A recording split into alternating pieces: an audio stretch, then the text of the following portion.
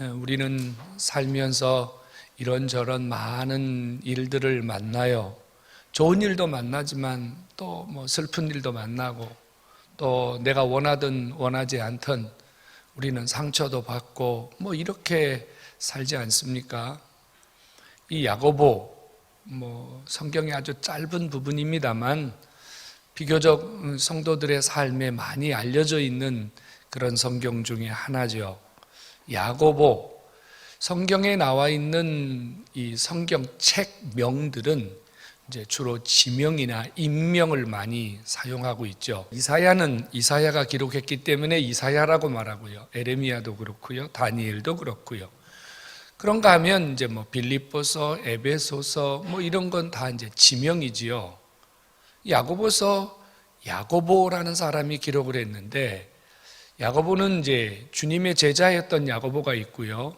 예수님의 동생이었던 야고보가 있습니다.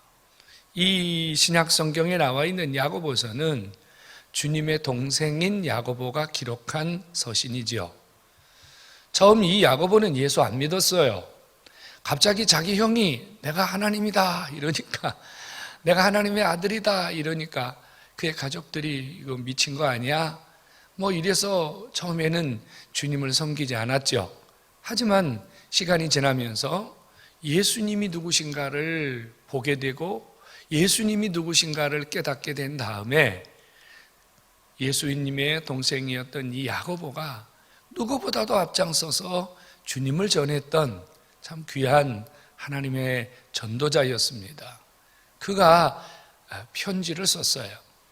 누구에게 편지를 썼냐면요, 흩어진 12지파에게 편지를 썼다 이렇게 말해요.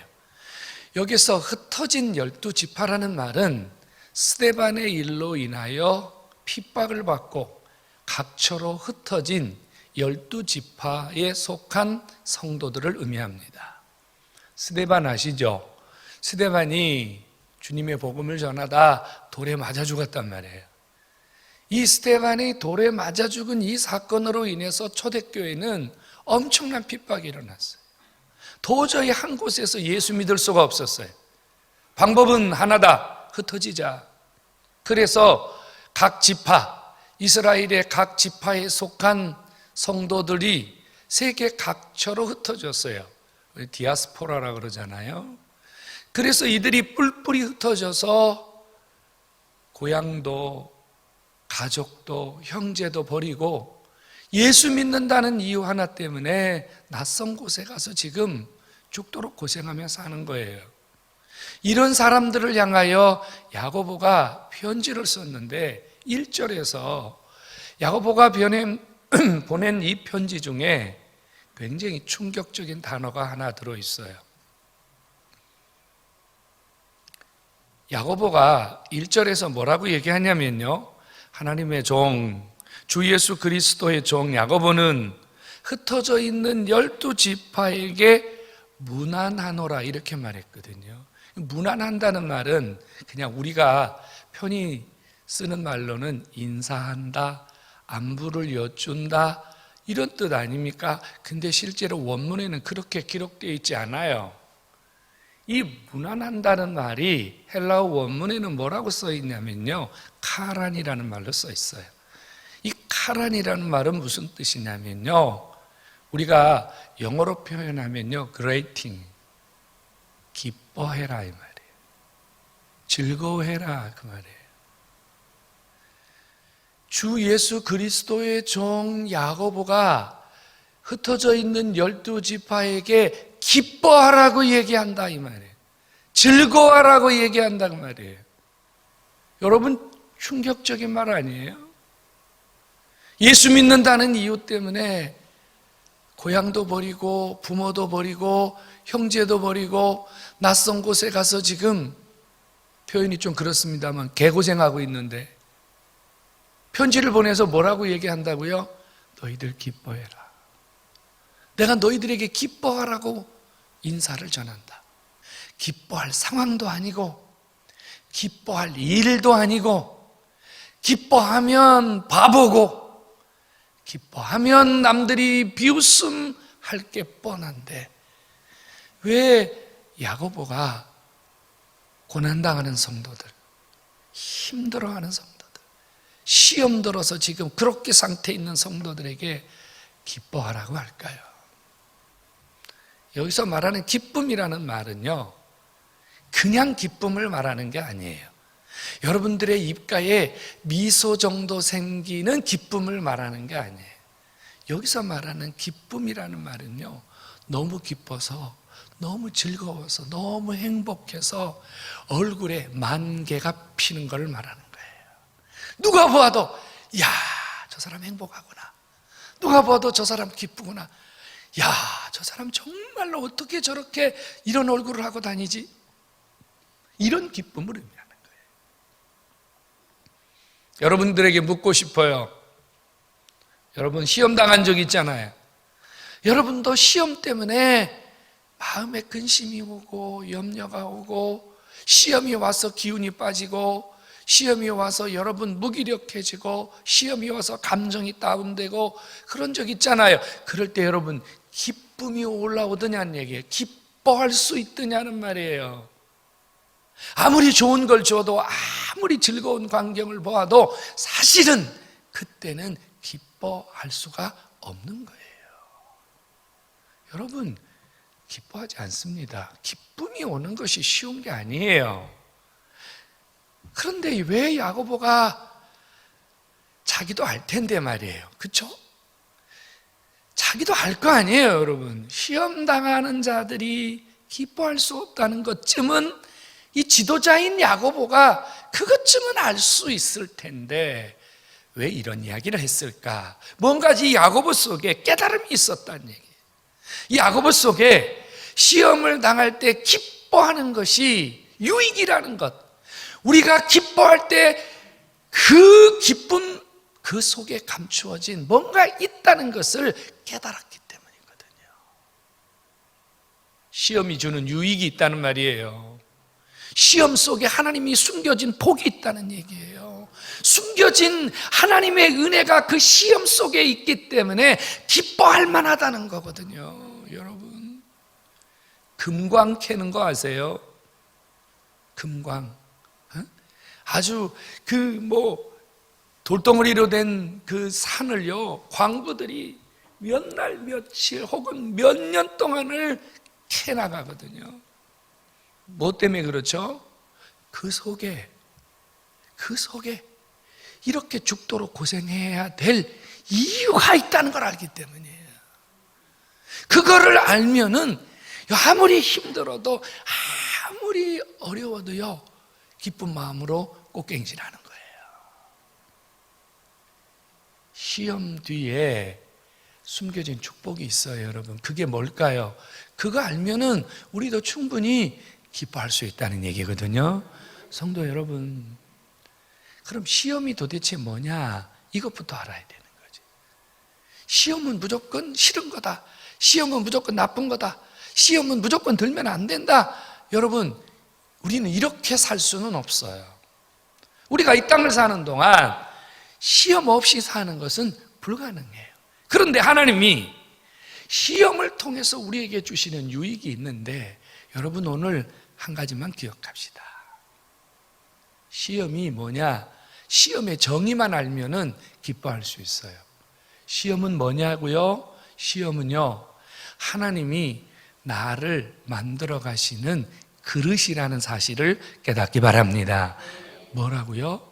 시험은요, 하나님이 나를 만들어가는 그릇이에요. 그러니까 지금 내가 갖고 있는 내 그릇이 조금 부족하거나, 내가 갖고 있는 그릇을 더 넓혀야 되거나, 내가 갖고 있는 그릇을 주님이 사용하시기 위하여 하나님이 내 그릇을 만들어 가신다는 거예요. 지금보다 더 많은 복을 담기 위해서. 만약에 여러분 이 그릇 두 개가 있어요. 여기는 제법 깊잖아요. 이거는요, 얇아요. 여기다 물을 부으면 얼마나 붓겠어요. 여기는 제법 들어가잖아요, 여러분.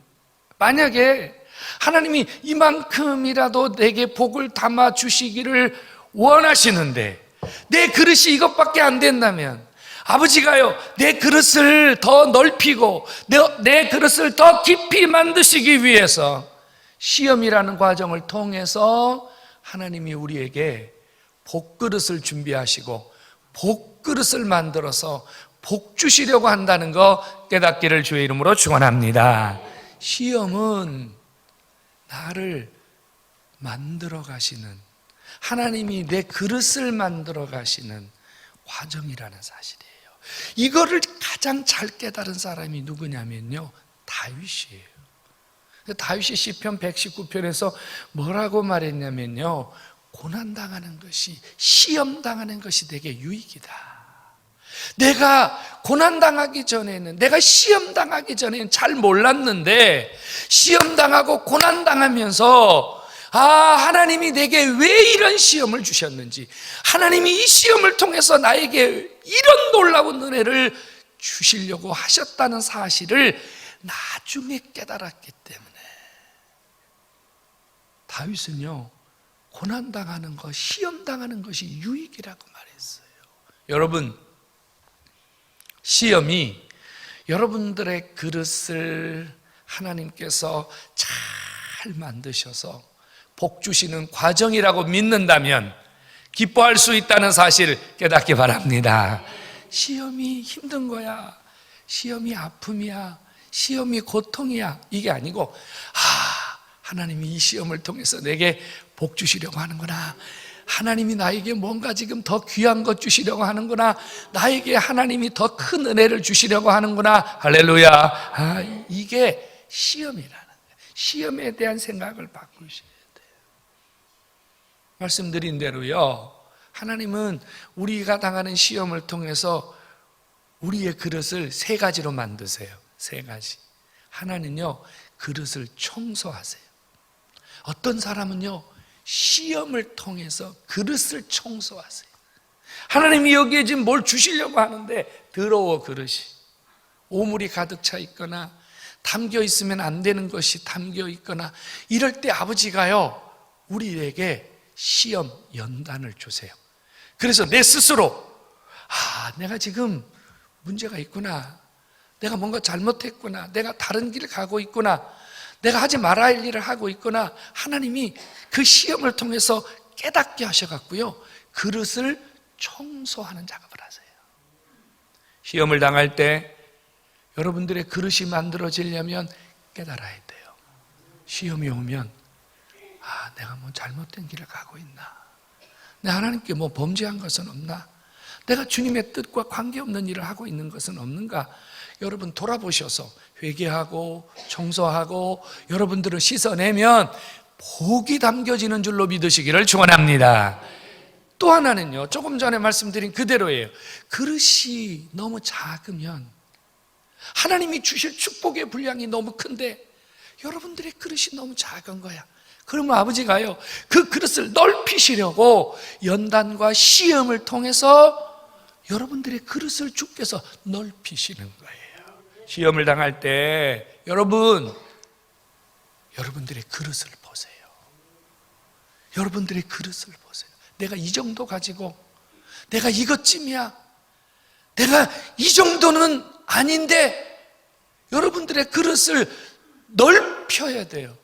깊게 만들어야 돼요. 그래도 뭐 컵 정도 되면 안 되잖아요, 그죠? 그런데 웬만한 드럼통 정도는 되어야 되지 않겠어요, 여러분? 또 하나는요, 하나님이요, 더 귀한 그릇을 만드시려고 시험과 연단을 주세요. 더 귀한 그릇 만드시려고. 정말로 귀한 그릇.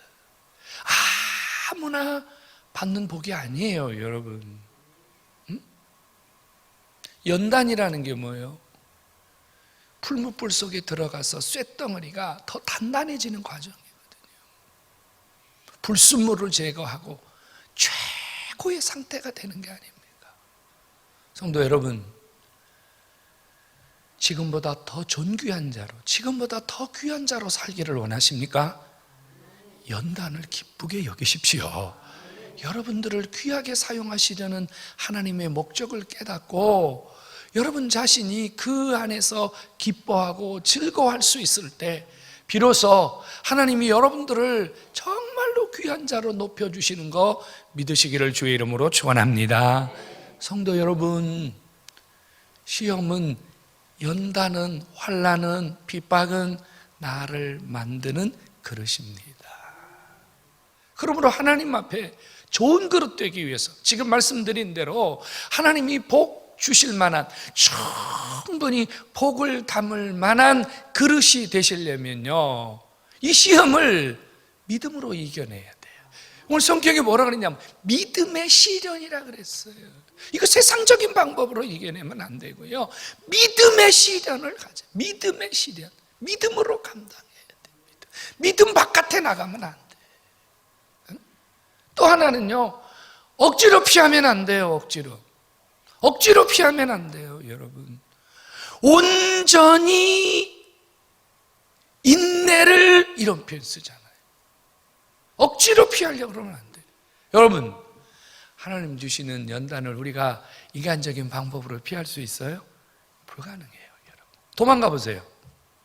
피해 보세요. 우리는 하나님의 낯을 피할 수 없어요. 다윗의 고백을 아십니까? 내가 하늘 높은 곳에 가서 거할지라도, 바다 저 깊은 곳에 가 있을지라도 주님의 눈과 손은 거기에도 있사오며 길이 없어요. 억지로 피하려고 하지 마세요. 끝까지 감당해야 돼요. 끝까지 감당할 때 그때 기적이 일어나는 줄로 믿으시기 바랍니다. 그리고 꼭 하나 붙으셔야 되는 게 있어요. 여러분, 시험을 당할 때는요, 누가 역사를 많이 해요? 주님이 역사를 많이 해요? 사탄이 역사를 많이 해요? 사탄이 역사를 많이 해요. 멀리 있는 사람이 사탄 노릇해요? 가까이 있는 사람이 사탄 노릇해요? 가까이 있는 사람이 사탄 노릇해요. 그래서 그때 중요한 게 뭐냐면요, 하나님 말씀 붙드는 거예요. 하나님 말씀. 주야로 아버지의 말씀을 묵상만 합니다. 말씀도 해버리면요, 가까운 사람이 와서 속삭이기 때문에 쉽게 넘어가 버려요. 또 가까운 사람이 열받게 하기 때문에 은혜가 떨어져 버려요. 그럽디다 그러죠. 뭐 저도 신앙생활 하면서 시험 한두 번 당했겠습니까? 시험 많이 들었죠. 그때 제일로 힘든 게 뭐냐면요, 제일로 가까이 있는 사람들을 통해서 유혹을 느끼는 거예요. 유혹이라는 게 다른 게 아니에요, 여러분. 시험을 제대로 통과할 수 없도록 분노를 일으킨다든지, 아니면 불필요한 에너지를 낭비하게 한다든지, 뭐 이런 거예요, 여러분. 그릇은요, 시간이 돼야 만들어져요. 하루아침에 뚝딱 만들어지는 그런 그릇은 귀한 그릇이 아니에요.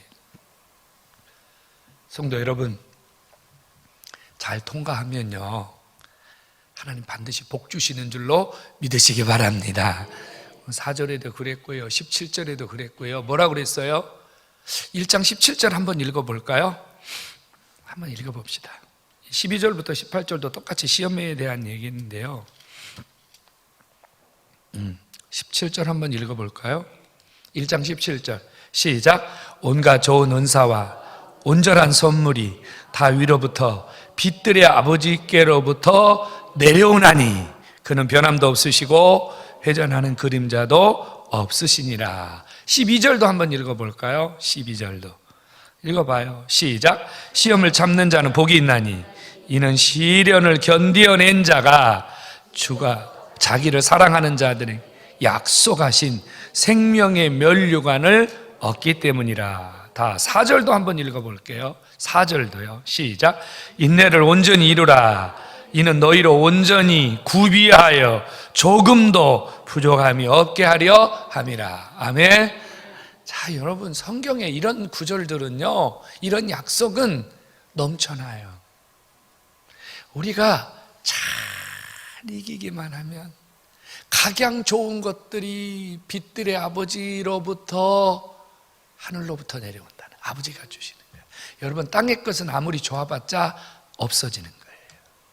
근데 하늘에서 주시는 거, 하나님이 주시는 것은요, 이 땅에서도 내세에서도 사라지지 않는 영광스러운 것임을 믿으시기 바랍니다.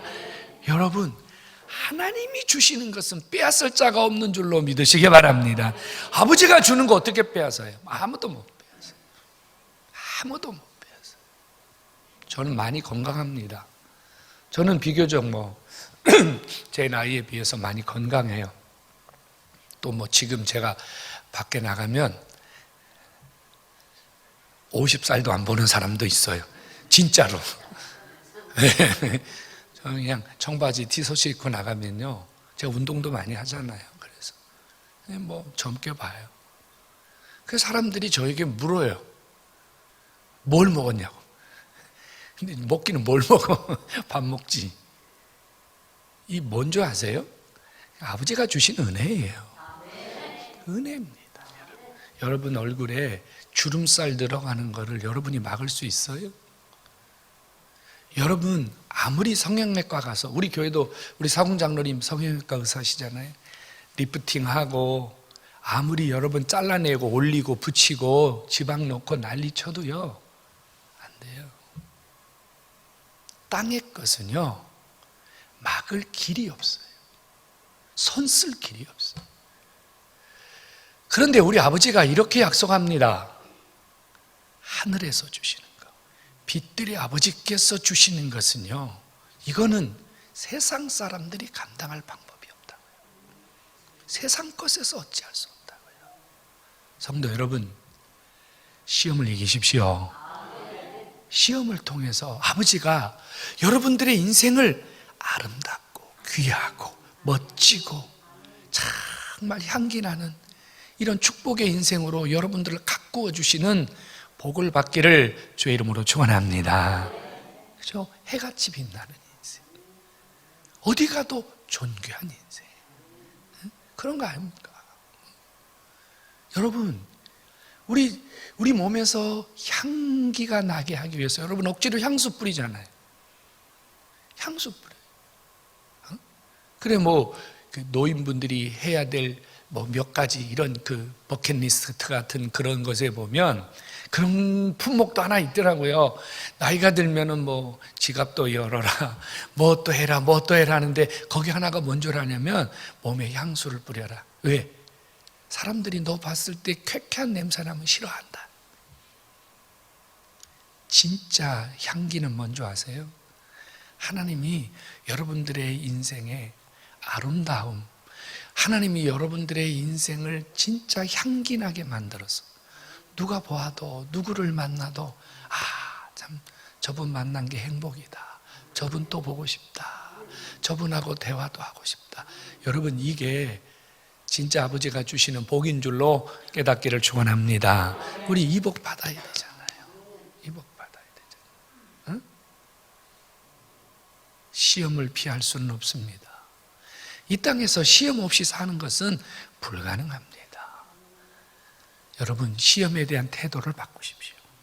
시험에 대한 생각을 바꾸십시오. 시험이 안 좋은 것이다라는 생각을 바꾸시고, 시험이 하나님이 나를 지금보다 더 이 컴퓨터 업데이트 하잖아요. 업그레이드 하잖아요. 하나님이 내 인생을 업그레이드 하는 순간이라고 믿으시고, 시험 앞에서 여러분들 당당한 그리스도인의 모습을 가지시기를 주님의 이름으로 축원합니다.